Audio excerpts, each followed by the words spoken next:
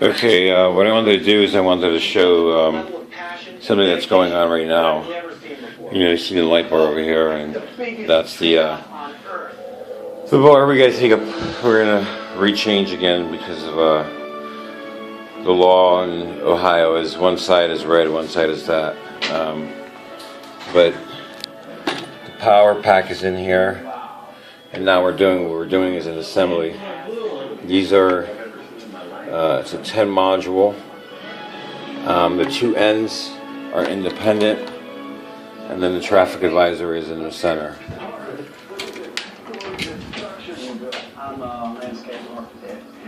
If you look at the module, and the whole ceiling in my bedroom became a street house, and it looks like it did when I saw it. God's street house. That's what I call it. It's a coating on them. You can't even get to the screw. So it's double coated. It took 11 years, 258,000 nails. It qualifies. And then if you look in there, right there, you'll see a little dot. It's a yellow dot. It tells you it's amber. This was always going to be my kitchen and dining room. I want to make the Last Supper as original as I can make it.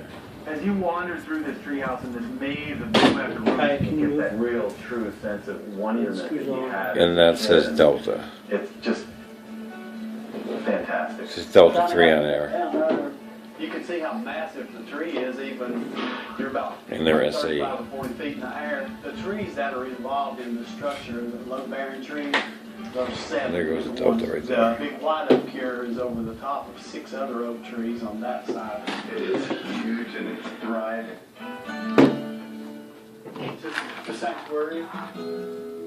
The sanctuary room with the tree trunks going up to the roof just blew my mind. Not plugging them in all the way yet. Dreamed of building anything this big and crazy, but structurally this treehouse works. This is where the choir is. Yeah, that's the choir loft. I've seen it full of children, singing. And when you're on the ground and people up here singing, it kind of amplifies it. And this you just designed out of your head like that. I mean, you never had a plan or anything? No, I knew how I wanted it to look. I look at something like this and I think, am I dealing with a crazy person or am I dealing with a brilliant person? Walking through here, I know there's a brilliant person. I think this skylight is probably my favorite feature in this treehouse. That light just pours in here. The angles that you put on it, I mean, this is art. It's beautiful. Knock it off. It's living art and it's musical art too. I mean, we're climbing this tree within this incredible sculpture. And the higher you go, you look out and you see these beautiful buttresses that sort of support the large. Got a 40-gallon tank on top that's black steel, and it heats up with the sun. This is what's called a thermal siphon coil, and this is what helps heat the hot water up in the wintertime when the sun's lower. The water will just automatically cycle itself through this 40-gallon tank. I've gone as long as 7 weeks without a full shower. My theory out here is if you really need a shower and there's no one here to smell you, do you really stink? This is my bathroom. I just kind of make use of the view when I'm using my facilities. But I do have some solar lights here for nighttime usage. I came out really early one morning. It was still dark out here. So I come out with a flashlight and I lift up the lid and there's a scorpion sitting right here. And I was really glad I brought the flashlight because that kind of would have been a rude awakening. It would have probably got me right up. Downstairs. Upstairs, there's another bathroom and a master bedroom with an attached balcony boasting beautiful views for miles. You guys ready? Let's go. Knock it off. What a gorgeous, gorgeous day. My bugger done frozen. Hi, I'm Andrew McMullen, and I'm Steven Stroud, and we're living on the edge, 20 miles outside of Boulder, Colorado. We live in a shipping container house, 2 shipping containers, side by side but spread apart so that there's an additional living space in between them. I'm a contractor, and I built this house myself. It took just a little over 2 years.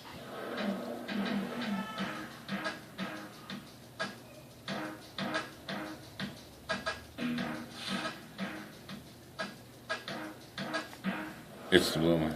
The idea for this house originally came to me when I was driving down I-80 and I saw a train that had shipping containers on it, and I thought, wow, that would make a really good building block for a house. It's pretty difficult to see, but this is a shipping container right here. 40 feet long, 9 feet high, covered in cement board. We have to use that up here in the mountains so that our house doesn't burn down in wildfires. When I first got involved in construction, I knew that I wanted to be involved in green building. We have solar panels across all the roofs of the house that provide all of our electricity. After a big snowstorm, the sun comes out. The first thing to melt are those solar panels because the sun is blasting through that snow and reflecting off the solar panels. Almost all of the house is off the ground because we like the idea of not disturbing too much the ground underneath. There's really nice days in the winter up here in Netherland and this part of Colorado, but we get some vicious wind. Sometimes we get wind of over 100 miles an hour up here. Some people might wonder why I don't have wind electricity. Wind electricity creates a lot of noise pollution, and the other reason is because